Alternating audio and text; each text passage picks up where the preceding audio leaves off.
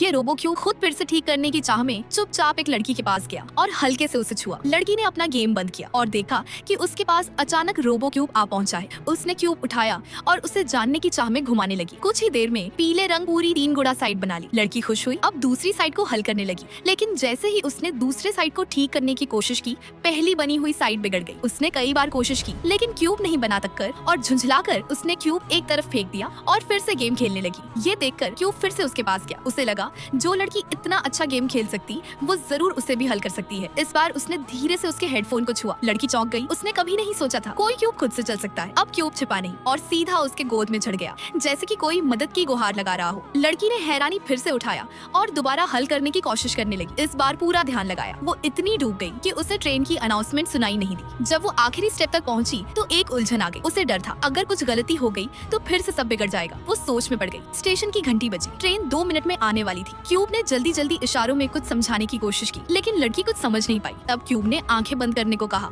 और अपने अंदर की दुनिया में ले गया, जैसे कि कोई तरबूज काट रहा हो। उसने एक एक करके आखिरी स्टेप सिखाया।